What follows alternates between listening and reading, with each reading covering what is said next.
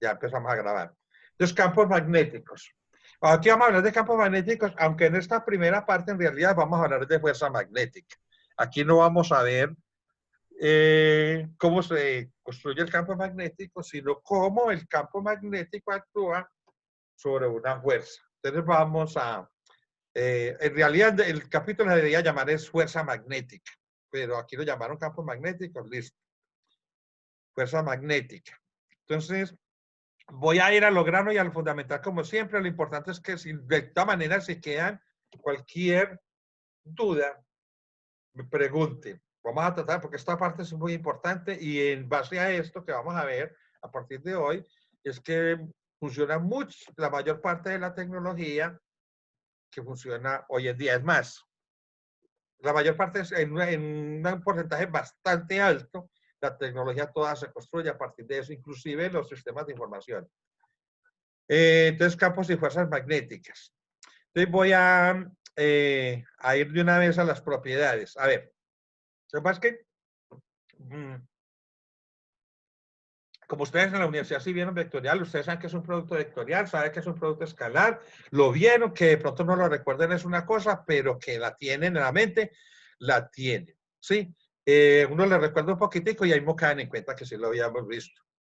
Entonces, vamos a ver qué pasó por allá estudiando los físicos de 1800 y punta, hace ya unos añitos.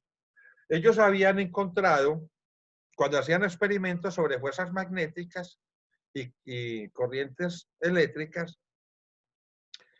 sometían partículas cargadas a campos magnéticos, ellos se dieron cuenta de estas cosas, que cuando ustedes colocan una partícula cargada en una región donde hay campo magnético, esa partícula cargada podría experimentar una fuerza magnética con estas características. La magnitud de la fuerza magnética ejercida sobre la partícula es proporcional a la magnitud de la carga y a la rapidez de dicha partícula. Era una de las condiciones que veían. Otra condición que veían ellos era que, pues estos son resultados experimentales. Cuando una partícula con carga se mueve paralela al vector de campo magnético, la fuerza magnética que actúa sobre ella es igual a cero. O sea que la fuerza magnética dependía de la dirección entre el vector de campo magnético y el campo y la velocidad que llevaba la partícula. Si se movía en la misma dirección del campo magnético, entonces la partícula no experimenta fuerza. Cuando el vector de velocidad de la partícula forma un ángulo θ diferente de cero con el campo magnético, la fuerza magnética actúa en dirección perpendicular tanto al vector de velocidad como al vector de campo magnético. La fuerza magnética actúa en una dirección que es perpendicular a B como a la velocidad, también como al campo magnético. La fuerza magnética es perpendicular al plano que forman el campo magnético y el vector de velocidad. La fuerza magnética ejercida sobre una carga positiva tiene dirección opuesta a la dirección de la fuerza magnética ejercida sobre una partícula negativa, que se mueve en la misma dirección. Entonces, si la partícula es positiva o negativa, entonces si la partícula es positiva, la fuerza va en una dirección. Si es negativa, va en sentido contrario. ¿Sí? Se mueven en la misma dirección, pero en sentidos contrarios. ¿Listo? Que es que los gringos ahí confunden mucho el término de dirección con sentido. Una cosa es la dirección y otra cosa es el sentido. Una recta tiene una sola dirección, pero tiene dos sentidos. La magnitud de la fuerza magnética que se ejerce sobre una partícula en movimiento es proporcional al seno del ángulo, donde θ es el ángulo que el vector de velocidad de la partícula forma con el campo magnético. Y aquí yo tengo una partícula que se mueve en un plano, en el plano que forman el vector de velocidad y el campo magnético, la fuerza es perpendicular a ambos. ¿Sí? Todo eso se puede resumir con el producto cruz. Recuerden que el producto cruz entre el vector, entonces, la fuerza magnética en realidad es el producto cruz entre el vector de velocidad y el vector de campo magnético multiplicado por la magnitud de la carga. Observen, muchachos, que entonces, para que una partícula experimente una fuerza magnética, tiene que tener todas estas condiciones. Primero que todo, tiene que estar cargada. Segundo, tiene que estar en movimiento. Tercero, tiene que estar en una región donde hay un campo magnético. El vector de velocidad y el vector de campo magnético no pueden ser paralelos. ¿Listo?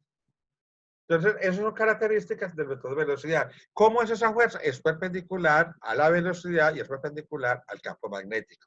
Todas esas características, que todas esas características vienen determinadas por el producto cruz. O sea, cuando los físicos hacían los experimentos y se dan cuenta de todo, es que esto es un producto cruz. ¿Sí? Y el producto cruz, pues recuerda que el producto cruz desde el punto de vista físico se define como la magnitud de la velocidad por la magnitud del campo magnético por el vector unitario, por un vector unitario que es perpendicular a ambos vectores. Entonces, para que tengamos en cuenta, primera ecuación importante. La fuerza magnética es igual a QV cruz B. Carga, velocidad y campo magnético. Producto cruz entre la velocidad y el campo magnético. La magnitud del producto cruz, B por el seno del ángulo, por la magnitud de Q. ¿Listo? Aquí dice, el vector de fuerza eléctrica actúa a lo largo de la dirección del campo eléctrico, en tanto que el vector... las diferencias entre el vector de campo eléctrico y el campo magnético. Existen, a ver, dice, existen varias diferencias de importancia entre la fuerza eléctrica y la fuerza magnética. Y eso es básicamente lo que produce los campos electromagnéticos. El vector de fuerza eléctrica actúa a lo largo de la dirección del campo eléctrico, en tanto que el vector de fuerza magnética actúa perpendicular al campo magnético. La fuerza eléctrica actúa sobre una partícula con carga sin importar si esta se encuentra en movimiento, en tanto que la fuerza magnética actúa sobre la partícula con carga solo cuando está en movimiento. Si la partícula está en reposo, no hay fuerza magnética. La fuerza eléctrica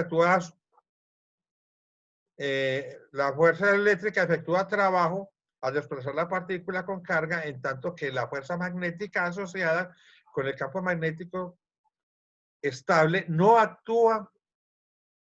efectúa trabajo cuando se desplaza una partícula, debido a que la fuerza es perpendicular al desplazamiento. Entonces, son las diferencias entre lo que es el campo eléctrico y lo que es el campo magnético.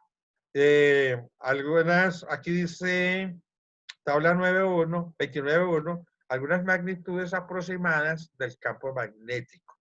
Por ejemplo, un poderoso imán, pero es que esto es muy subjetivo. ¿Qué es un poderoso imán? Entonces, no. Un imán muy potente puede tener una magnitud de 30 Tesla. La unidad de campo magnético es el Tesla. Un poderoso imán de laboratorio convencional puede 2 Teslas. La unidad de medida, resonancia magnética.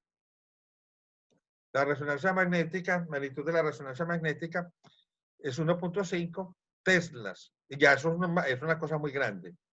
Un imán de barra, 10 a la menos 2 Teslas. La superficie del Sol, 10 a la menos 2 Teslas. La superficie de la Tierra es alrededor de 0.5 por 10 a la menos 4 Teslas. Eso lo pueden ustedes bajar en el celular, la aplicación de campo magnético en la Tierra, y él les muestra más o menos en el celular. Sí, es un valor aproximado a esto. Pueden hacer el ensayo y buscar en el celular magnitud de campo magnético. Una brújula, vamos a pedir una brújula y mirar cómo interior del cerebro humano debido a los impulsos nerviosos, 10 a la menos 13 Teslas. Entonces aquí dice que un Tesla equivale a un Newton sobre coulombos metros por segundo, o un Tesla también es un Newton sobre metros amperios. La unidad de Tesla, la unidad de campo magnético, aunque como es una unidad muy grande, a veces se utiliza trabajarla en Gauss, que vamos a ver más adelante, es 10 a la menos 4 Teslas. La ecuación bueno, el movimiento de una partícula con carga en un campo magnético uniforme.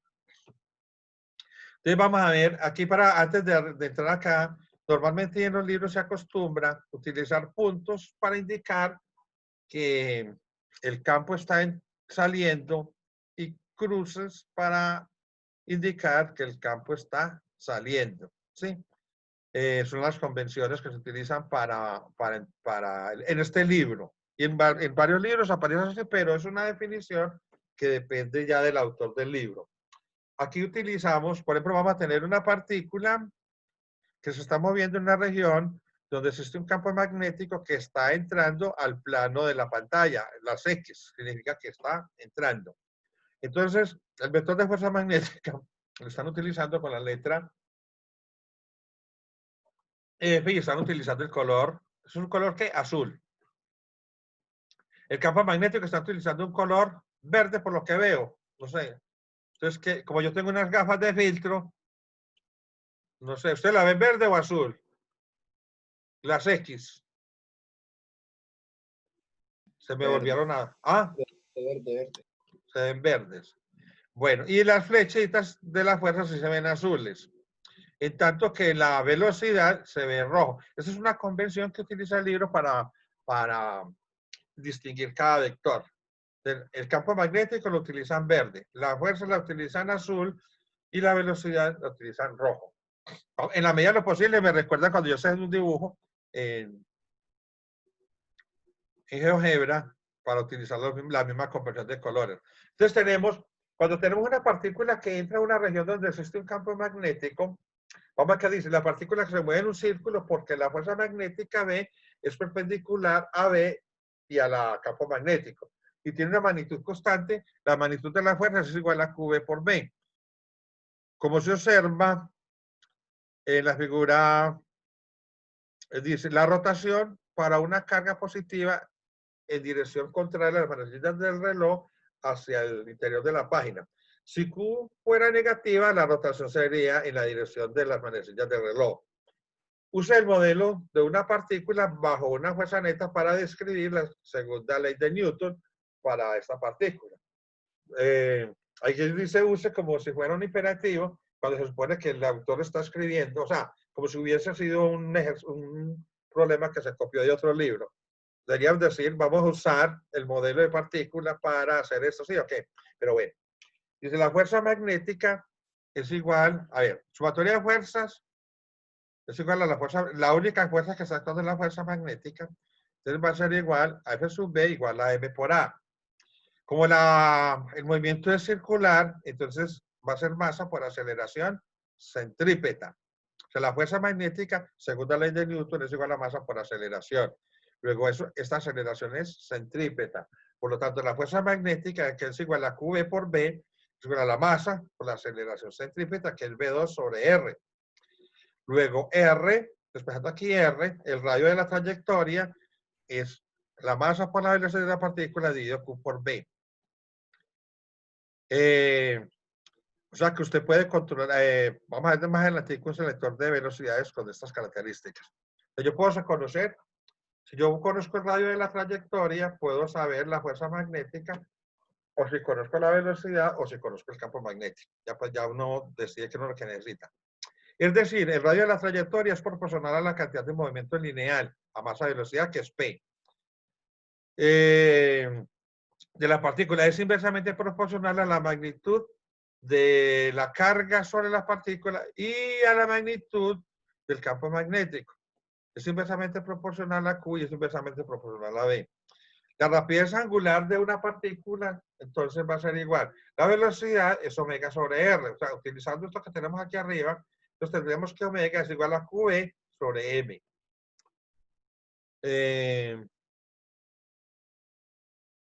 El periodo, que es 2πr, el periodo es 2pi omega, o es omega sobre 2pi. Luego el periodo va a ser igual a 2πr sobre b, que se saca de la ecuación que tenemos arriba, o sea, es 2pi sobre omega, periodo, o sea que va a ser 2pi veces m sobre qb, el periodo. Porque omega lo acabaron de descubrir aquí arribita, que era qb sobre m. Para una partícula que se mueve en una trayectoria circular. Aquí dice que un protón en movimiento perpendicular a un campo magnético uniforme. Un protón se mueve en una órbita circular de 14 centímetros de radio con un campo magnético uniforme de punto 35, Tesla es perpendicular a la velocidad del protón, encuentre la rapidez del protón. Entonces, ya no ir a aplicar ahí y reemplazar para obtener la velocidad del protón. La verdad es que esa definición que acabamos de ver es para una partícula cargada que se mueve en una región donde existe un campo magnético. No es fácil medir la partícula ni calcular la velocidad de la partícula. Entonces, generalmente se utilizan otras técnicas, que es, por ejemplo, una corriente que pasa, que es un alambre que lleva una corriente y está en una región donde existe un campo magnético. Pero antes de eso, vamos a ver algunas aplicaciones del movimiento. Vamos a verlo en forma general. Tampoco vamos a entrar mucho en detalle aquí, simplemente qué es, cómo funciona. Aplicaciones del movimiento de partículas cargadas, aunque partículas con carga en un campo magnético. Entonces aquí dice, la fuerza, si una partícula entra a una región donde existe un campo magnético, la fuerza, va a haber una fuerza eléctrica y va a haber una fuerza magnética. Eso es lo que se llama una fuerza de Lorentz. Entonces, la fuerza, la partícula está cargada, por el hecho de estar cargada, entonces genera campo eléctrico. ¿Sí? Entonces, si la partícula está cargada y entra en una región donde hay un campo magnético, también va a experimentar una fuerza eléctrica. Un campo magnético, lo vamos a ver más adelante, genera un campo magnético, genera un campo eléctrico, un campo eléctrico genera un campo magnético. Entonces, la partícula está cargada, entonces va a experimentar una fuerza eléctrica y va a experimentar una fuerza magnética. ¿Sí? ¿Bajo qué? Bajo las características de que la velocidad y el campo magnético no sean paralelos. Entonces, una de las características que se puede construir con eso es un selector de velocidades. ¿Qué significa eso?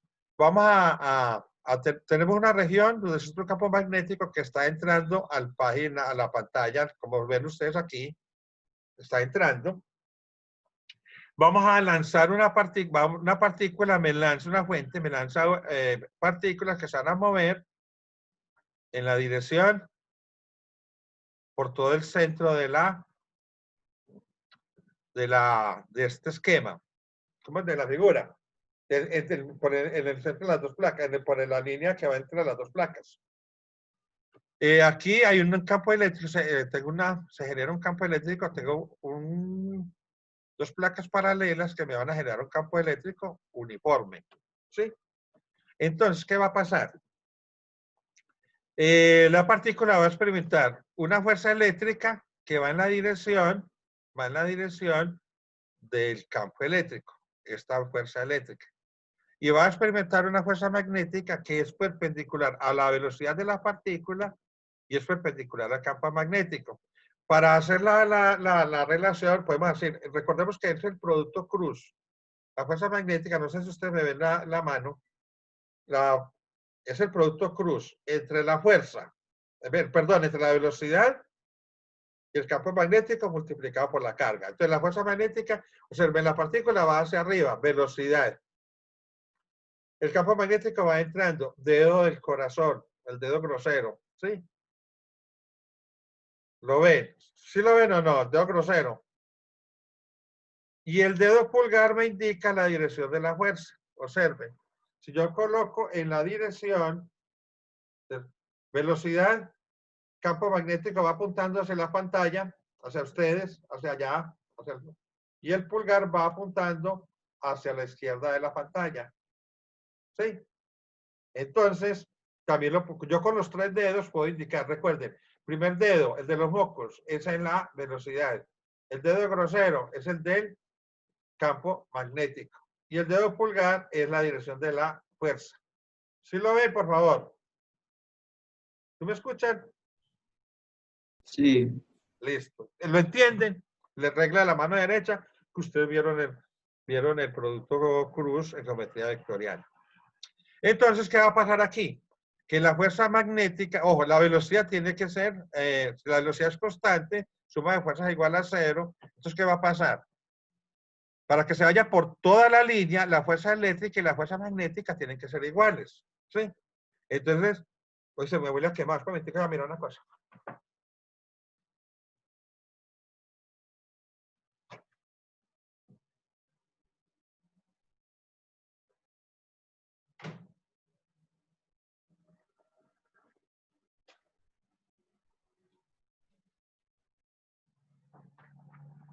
A alguna vieja se le está quemando la arepa porque no huele a arepa quemada y no es aquí. Bueno, entonces, ¿qué quiere decir? Que la fuerza eléctrica en magnitud tiene que ser la magnitud del campo magnético. ¿Sí? De la fuerza magnética, perdón. O sea, Q por E igual a QB por B de la partícula. O sea que si QB es igual a QB por B, entonces podemos despejar. Aquí, ¿qué pasaría? Cancelamos la carga. Por lo tanto, el campo eléctrico tiene que ser igual a V por la velocidad. Despejando, me quedaría que la velocidad tiene que ser igual a E sobre B. O sea que yo puedo sincronizar la magnitud del campo magnético y la magnitud del campo eléctrico para que la velocidad se mueva con ciertas características por todo el centro entre las dos placas. Porque si no cumplen esas características, ¿qué va a pasar? Se va a ir hacia una placa o hacia la otra. No va a atravesar esta región donde está este campo magnético. Eso es un selector de velocidades. Yo puedo construir un selector de velocidades de todas maneras, de tal forma que solamente las partículas que cumplan estas características atraviesen el campo magnético. ¿Listo? O sea, la velocidad que me lanza acá tiene que ser proporcional al campo magnético y el campo eléctrico, porque de lo contrario la partícula no podrá pasar. Solo aquellas partículas que tengan esta rapidez pasarán sin desviarse a través de los campos eléctrico y magnético mutuamente perpendiculares. Las fuerzas magnéticas que se ejercen sobre las partículas se mueven con magnitudes de velocidades más elevadas, es mayor a la fuerza eléctrica, lo que desvía la partícula hacia la izquierda. Las que se mueven con magnitudes de velocidad menores se enviarán hacia la derecha. Por ejemplo, ese es el principio con el que se construían al principio los tubos de rayos catódicos para construirlos, por ejemplo, los televisores, los radares, hay muchos dispositivos electrónicos, se aprovechan de aplicar este principio para lanzar un chorro de electrones a través de un par de placas horizontales. Ellos atravesaban esa región y las que cumplían las velocidades apropiadas atravesaban la pantalla, esta región, y pegaban en una pantalla fosforescente al otro lado y iluminaban la pantalla. Así se formaban las imágenes. Claro que en un televisor tubo de rayos catódicos existen dos pares de placas, unas horizontales y otras verticales para dar la sincronía entre las imágenes horizontales y las imágenes verticales y formar una imagen en dos dimensiones. Es el principio de la televisión. Hoy en día se hace lo mismo, pero ya es con cristales. O sea, LED, los televisores tipo LED o televisores tipo plasma, donde ya eso esta disposición es microscópica para que eso funcione. En realidad es basado en las mismas leyes físicas, pero ya a un nivel microscópico mucho más pequeño. Entonces, ese es el selector de velocidades. ¿Cómo se llama? Selector de velocidad, sí. Hay otro que llama el espectrómetro de masas para calcular la masa o la relación carga-masa de partículas subatómicas.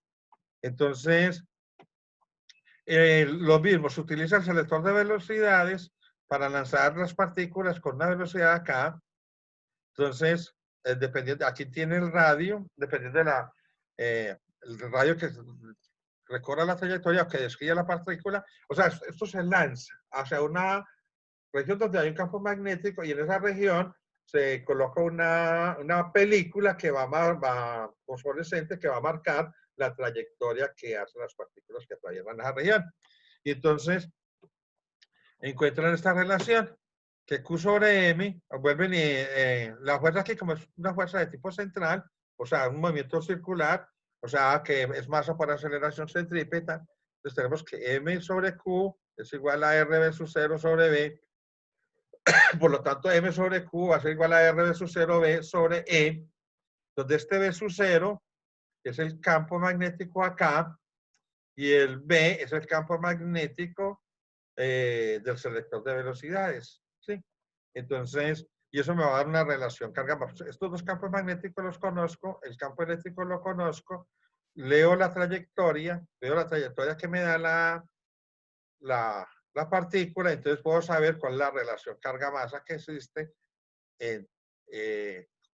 para distinguir más o menos de qué partícula estamos hablando.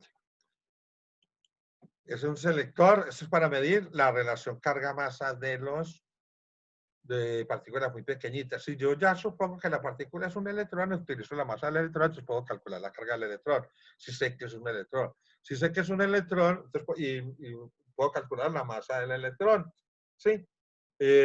O una partícula que está cargada, entonces puedo saber, si me está moviendo esto, puedo saber cuántos valores de esta relación A hay, entonces puedo averiguar cuánta carga está atravesando las partículas si ya sé que son electrones. Por ejemplo, cuando se hace un disparo de rayos X, los rayos X en realidad son rayos de electrones.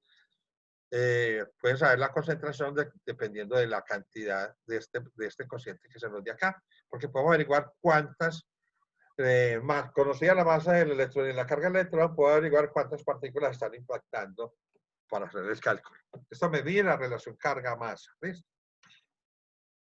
El ciclotrón, otros aparatos que se utilizan para medir partículas de altas velocidades, se utiliza más que todo en datos experimentales para hacer problemas experimentales. Ese tipo de cosas. Ahora, fuerza magnética que actúa sobre un conductor que transporta corriente. Como les decía ahora, estudiar una sola partícula es muy complicado, entonces es mejor estudiar una partícula que está en movimiento, muchas partículas que están en movimiento, y entonces aplicamos qué le pasa a un conductor que lleva una corriente. Entonces ya no vamos a mirar la partícula como tal, sino que vamos a mirar la corriente. Entonces, vamos a suponer que tenemos una imagen en herradura y ponemos un alambre. Inicialmente el alambre no lleva corriente. Si no lleva corriente, entonces al alambre no le pasa nada. ¿Listo? Está el campo magnético, pero no hay partículas cargadas en movimiento. Puede que haya partículas cargadas, pero no están en movimiento. La corriente aquí no existe. Ahora, aquí ya está el campo magnético, está el alambre, no hay corriente, el alambre es recto. Esto es lo que va a pasar aquí, ¿sí o no? O sea, tenemos el imán, tenemos el alambre, pero no hay corriente. Puede haber campo magnético, pero si no hay corriente tampoco hay movimiento. Ahora, aplicamos una corriente en este sentido. Pues cuando aplicamos una corriente en este sentido, ¿qué va a pasar? O sea, la corriente va hacia arriba, el campo magnético va hacia adentro, cojan el dedo pulgar y miren para dónde apunta el dedo pulgar. En este caso, apunta hacia la izquierda de la pantalla, según lo que yo estoy mostrando, viendo acá. ¿Sí? Háganlo ustedes mismos. Cojan el dedo índice en la dirección de la corriente, el dedo del corazón entrando a la pantalla y el dedo pulgar va a mostrar la dirección de movimiento hacia donde aplica la fuerza. ¿Sí? Si la cogemos aquí abajo, entonces la corriente va para abajo, la velocidad va para abajo, el campo magnético va para adentro, la fuerza va a la derecha, va para el otro lado, hacia la derecha de la pantalla. Lo puede mirar. Entonces, este alambre se desvía. Eso es lo que sucede cuando hacemos pasar una partícula cargada en un alambre que transporta una corriente. Entonces vamos a volver aquí a lo que habíamos visto ahora. Tengo un pedazo de alambre. Ese pedazo de alambre lleva una corriente, ¿sí? Aquí hay unos portadores de carga. Entonces aquí vamos a ponerle en una región donde existe un campo magnético. Entonces, estas partículas que están en movimiento van a experimentar una fuerza eléctrica, una fuerza magnética. Entonces, tenemos un alambre. Vamos a definir ese alambre, un DS, un elemento de alambre, tiene un elemento de alambre, tiene un elemento de corriente, y está en una región donde existe un campo magnético. Entonces, la fuerza magnética de cada partícula que se está moviendo en ese alambre es igual a V por D cruz B, cada partícula. Pero como hay N partículas por unidad de volumen, ¿sí? N partículas, esto es densidad de partículas. Un número de partículas, estos son N partículas. N partículas me da la carga de todas las partículas que están en movimiento. Pero N B por N, por A y por L. Esta es la corriente eléctrica. ¿Listo? La corriente eléctrica sería la B. Ojo, recuerden que B es la rapidez por la dirección.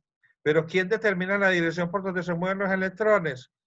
El alambre por donde van los electrones. Por lo tanto, la dirección del vector de velocidad es la dirección que lleva el alambre. El alambre es el que determina la dirección de movimiento de los electrones. Por lo tanto, el vector velocidad, que es la rapidez por la dirección, lo vamos a decir que simplemente la rapidez y la dirección se la vamos a asignar al alambre. ¿Sí?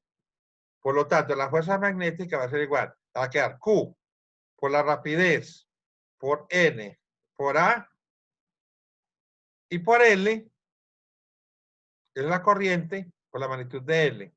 Esto lo vamos a cambiar aquí, va a ver que esto es I. La dirección del vector de velocidad se lo asignamos a la alambre cruz B.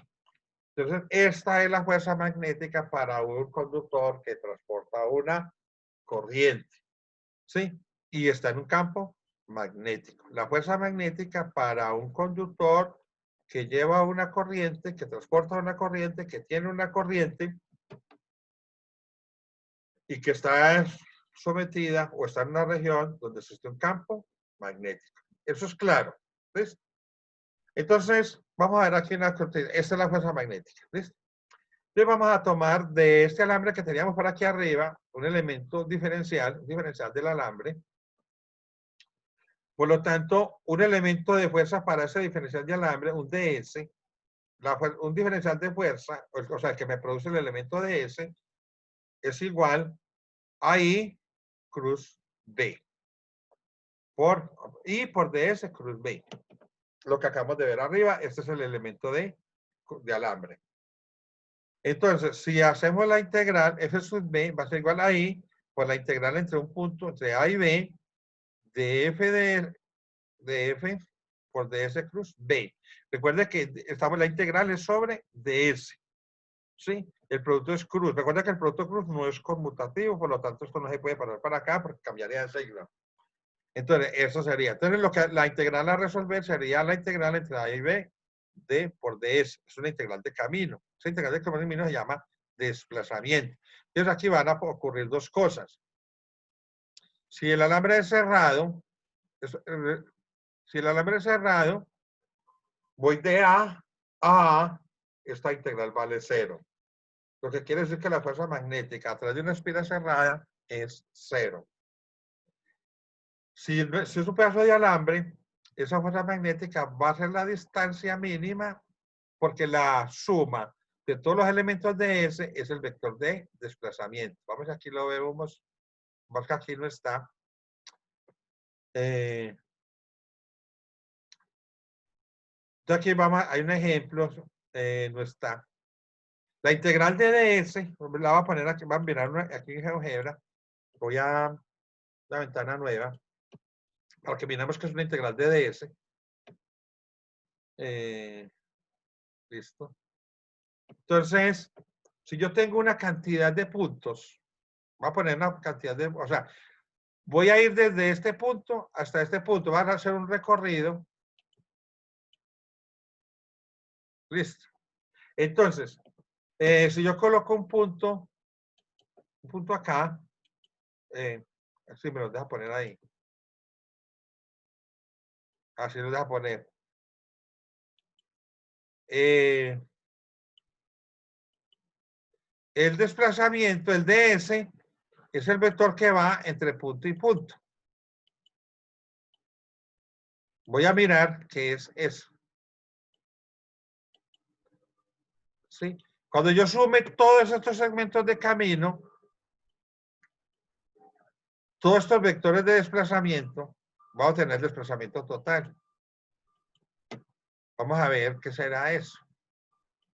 Voy a hacer una cosita acá. Voy a poner por ahorita que objeto no visible. Y vamos a construir aquí la poligonal de todos estos puntos. Vamos a ver si me lo deja hacer desde acá. A ver, tico, vamos a llevar esto a una hoja de Estoy cálculo. tomando la llamada, profe. Ah,